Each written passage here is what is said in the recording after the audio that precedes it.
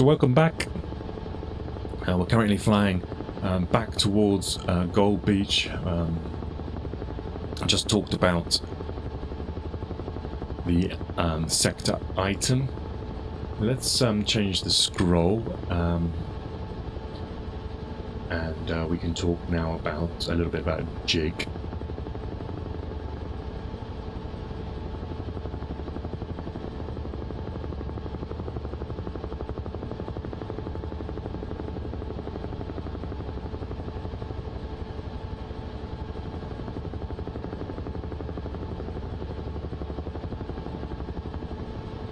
Okay, so jig's sector. It's let's see if I can just actually I might just pause here and we can jump out.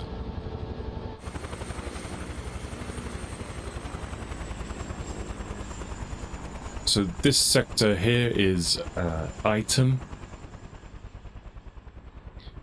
and then what we're looking at now is we're going to look at jig, and jig basically starts from where we are right now and moves along. This is jig green, and then get down to where you can see this slipway, and then this becomes jig red. So jig red, thing to note here, there's two different types of sector here. There's one where you're coming off the beach into some built up area, and you've got a standard nest on the right hand side that has got a containing wall that stops some destroyers and stuff having a direct hit at that bunker, and that bunker's got a shot right down this this beach here. So this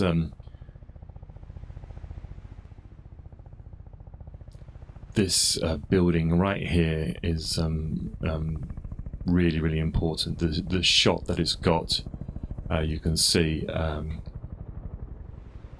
it's going to be taking out anything that's going to be coming off the sea. It's not there to hit the ships coming in, it's to hit them and when they're on the beach itself.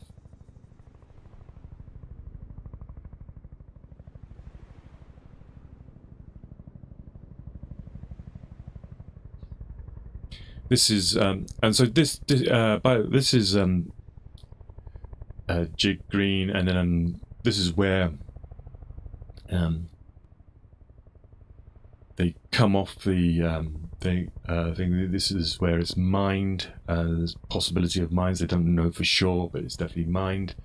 And then this end is when quite a lot of the Dorsets and the Hampshires eventually come in. This, by the way, that Le Hamel is WN37, and then up this end is WN36. But as you can see, that now with this part of the beach, which is jig red, it's different. It's less defended because there is this land behind it is it's called Le Marais. It's basically flooded, it's saturated, and you're not going to get armored vehicles over this ground. But it does mean you can get a lot of your troops off in this area. And with the way the tide is coming in, quite a lot of these LCAs are pushed from right to left, and they land they get pushed across onto jig red, which means that what happens then is that they then have to come down this road, basically, and back into this village, which is called Asnel-sur-Mer. And all the time, then they're getting, they're facing resistance from the WN 36 and 37.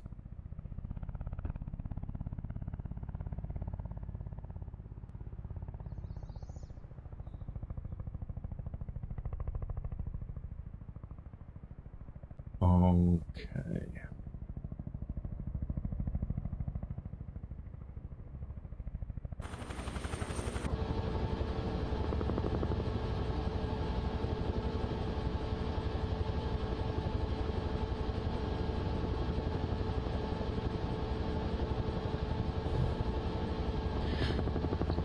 So the main assault brigade here is the 231st Infantry Brigade, and they are coming in between 7:25 and 7:30 is the first waves. And the 1st Battalion is the Hampshire Regiment, the 1st Dorsets, and 2nd Battalion of the Devonshire Regiment. And they've got supporting armour coming in. Sherwood Rangers Yeomanry, Westminster Dragoons, and elements of the 6th Assault Regiment of the Royal Engineers. And they're all bringing in these funnies, crabs, crocodiles, you name it. And so they, the story of this sector is basically the resistance around the WN 37, the Le Hamel area down here. That initial resistance is pretty much overcome quickly, and then they push inland up this road.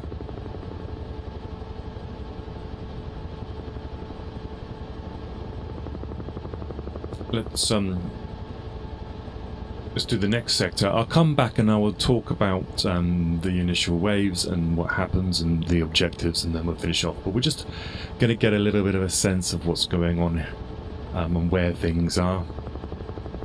So we can now move to the King section.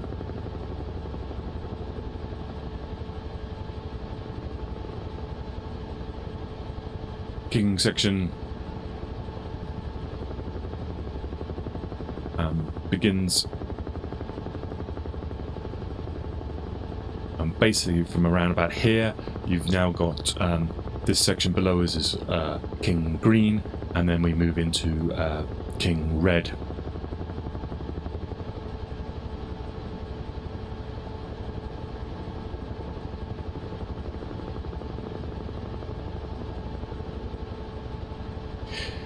These are, and this is King Red coming up here, and then from this point there's another section which is called Love, but I don't think it was used much, or it wasn't significant. This village below us is Vaux-sur-Mer, and the main assault brigade here is the 69th Infantry Brigade. These were coming in between 7:25 and 7:37. This is the 6th Battalion, which is known as the Green Howards, the 7th Battalion of the Green Howards, the 5th Battalion of the East Yorkshire Regiment, and they had the 4th and 7th Royal Dragoon Guards using D.D. Shermans.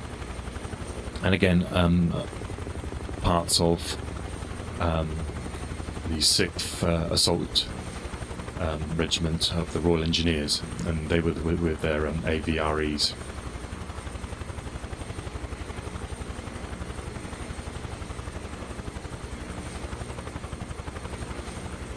So right, let's just pause here, jump out.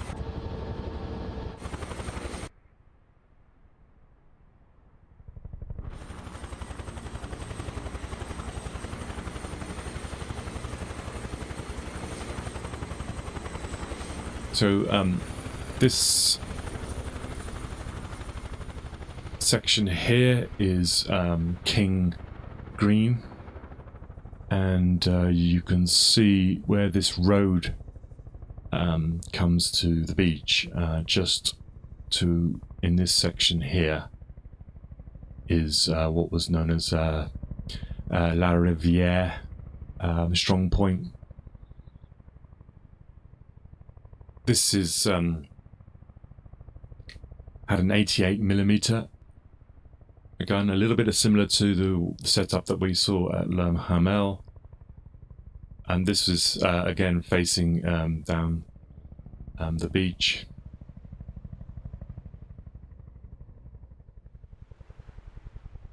And this particular point was actually knocked out very quickly. A D-Day tank arrives and takes it out relatively quickly,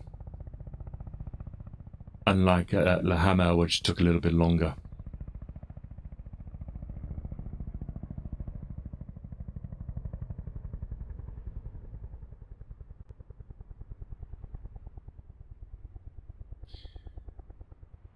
So,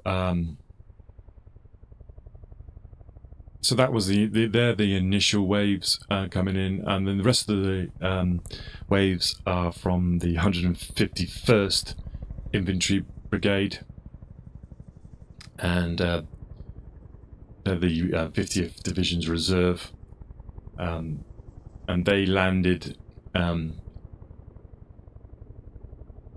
as and where they could basically could exploit positions.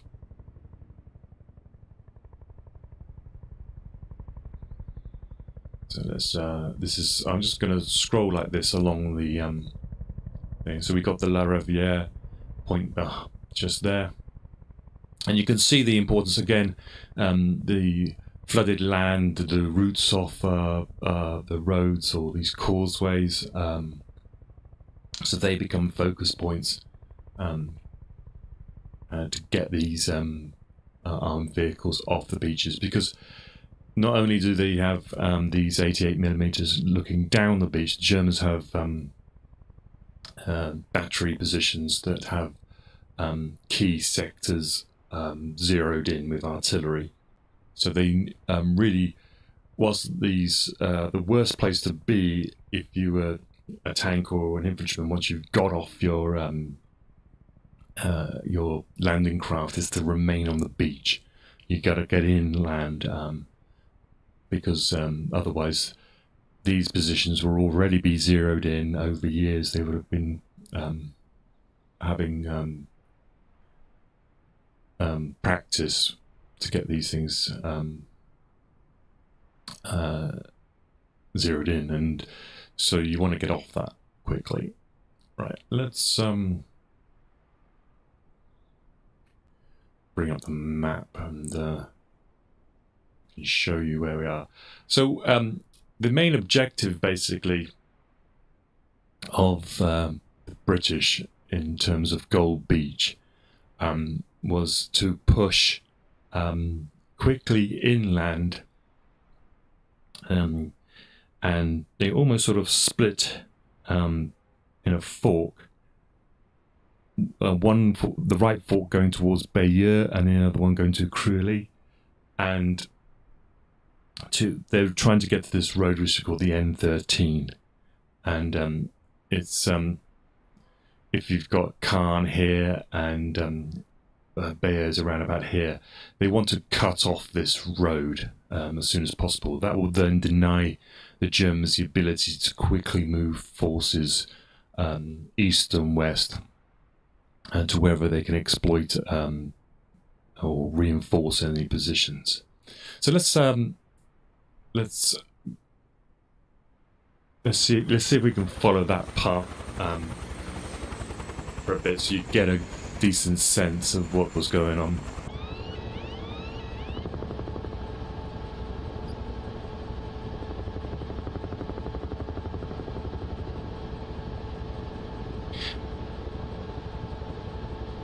What we could do, let's do the first wave first, get that over and done with, and then we'll look at what happens after that. That's probably a better idea.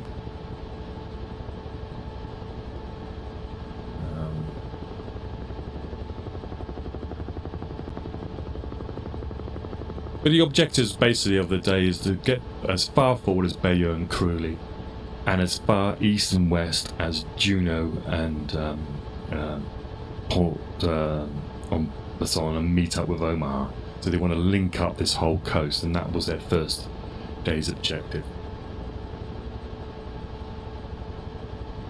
Let's change the scroll.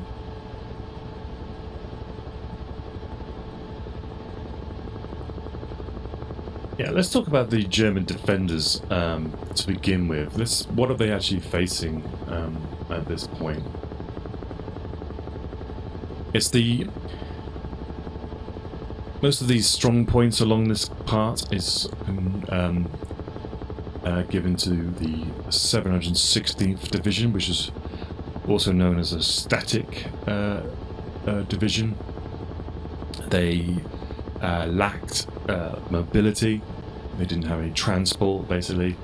They were considered low quality frontline troops, often Ostbattalion, made up of Russians and Czechs and things like that, with German NCOs and officers. This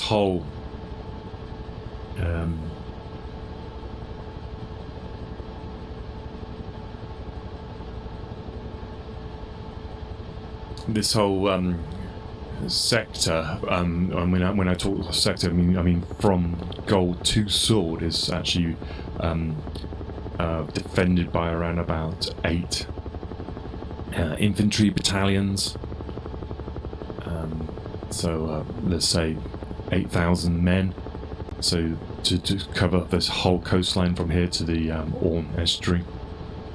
But there were elements of the 352nd Division which was thought to be a more capable formation, and they were around the Le Hamel, which is the place where you get the most stickiness of resistance. So Rommel's theory was basically, let's defeat them on the beach, but to be honest, I don't think he really believed that. The infantry was there to slow up any invasion as much as possible, so he can then bring in his better quality troops and panzer divisions to the front line.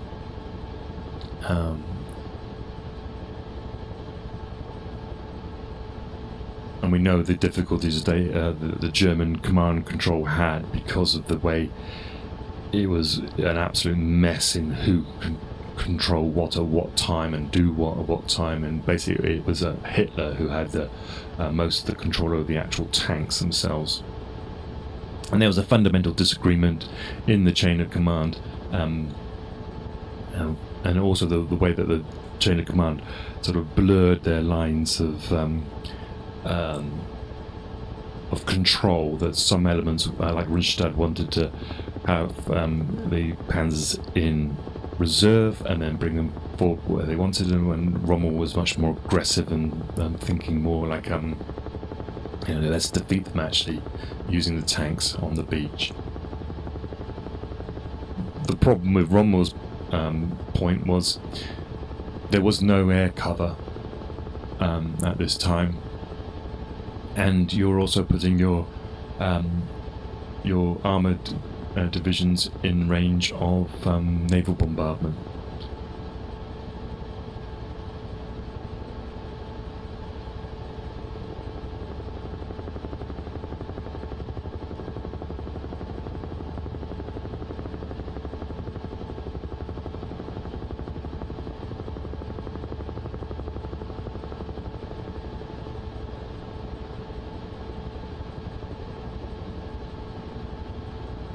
German fortified positions, and so we talk a lot about these WN positions there, Bestandnest, and there's also these things called Stützpunkt.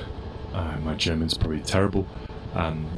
They're a series of pillboxes, trenches, to brook pits, and they can range from containing mortars, machine guns, anti-tank guns.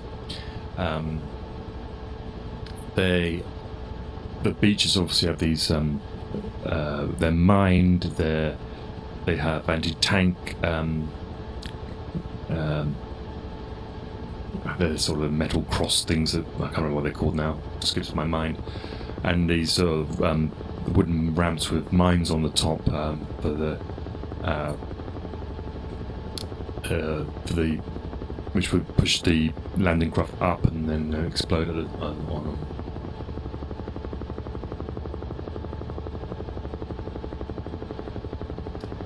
There's around about 27 of these kind of strong points in this coastline, and we're going from around about WN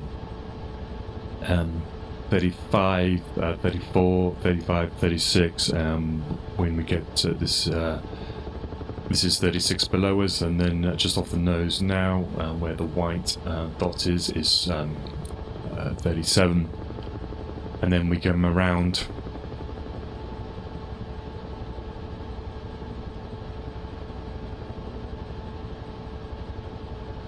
sorry, it was the other way around, 37, 36, and then we come around the corner, 35, 34.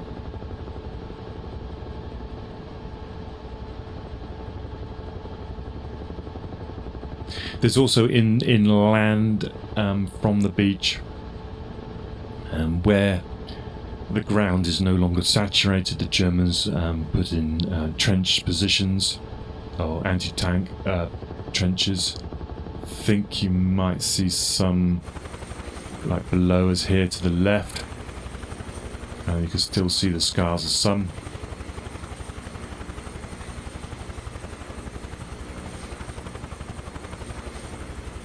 And there was we can go back to Asnel, and we can see the there's definitely one that was inland, and it basically stopped the tanks from coming off and going across the fields, and it channels them down towards the strong point on the road.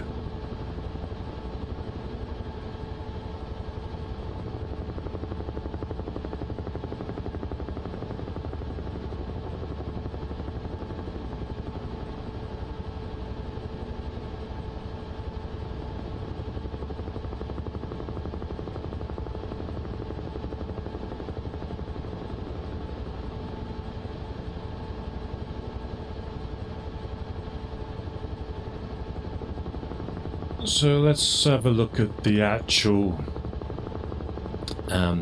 first wave then. And we can look at the typical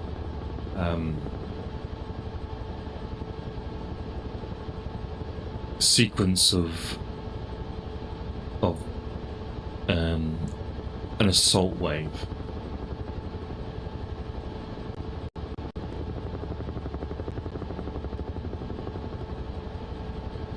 So in terms of actual events, what we're talking about here is at about midnight to 1 o'clock. The whole part of this coastline is bombarded by Allied bombers, and they're pounding coastal areas, giving the Germans basically a bad night. And Force G is a naval task force. G stands for gold, and that is has congregated in an area called Piccadilly Circus, which is to the it's an area about 5 miles off the Isle of Wight, and it's an area for the fleets to congregate, and they move then south to around about I would say is the horizon sort of level 23 kilometers out, and that's where they would start to anchor up. And they arrive at that position at around about 2 o'clock, between 2 and 3 o'clock, and then they begin to disembark the troops.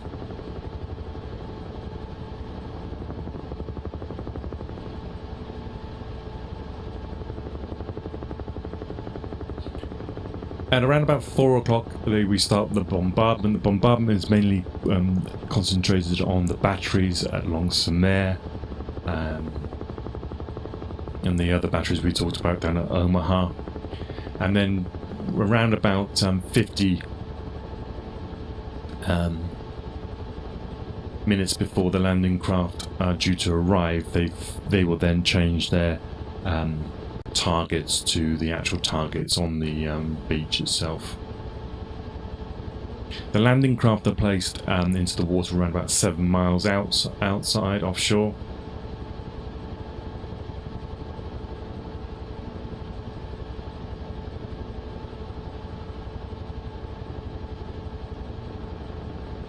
So it was at 10 past 5. The naval bombardment of these positions begin. You can sometimes still see evidence of that bombardment. I think we might be struggling here. The internet seems to be dropping.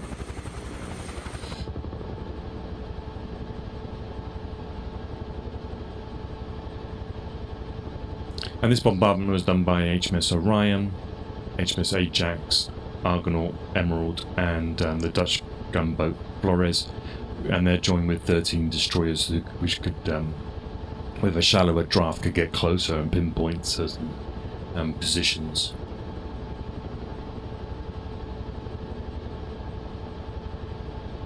This is when the Longsemer battery opens fire. That's that battery we flew over at the beginning of the last episode.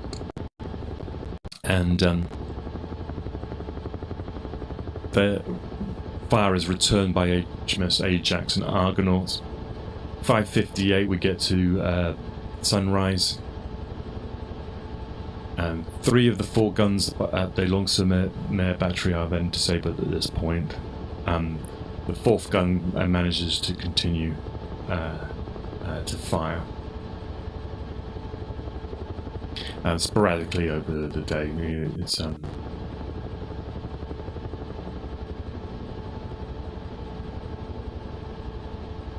and then at 6:15 these landing craft begin to move in on their final journey into the beach. And it's believed that there's frogmen have arrived at the beach, and they're trying to mark some of the obstacles, such as the shallow areas, especially around Iton area. But remember, the waves are choppy. It's 4-foot high waves, and the currents they're pushing them from right to left. So I think what I'll do is I'll leave that there for now. I shall go and grab a quick glass of water, and then when we come back we'll do the run-in itself.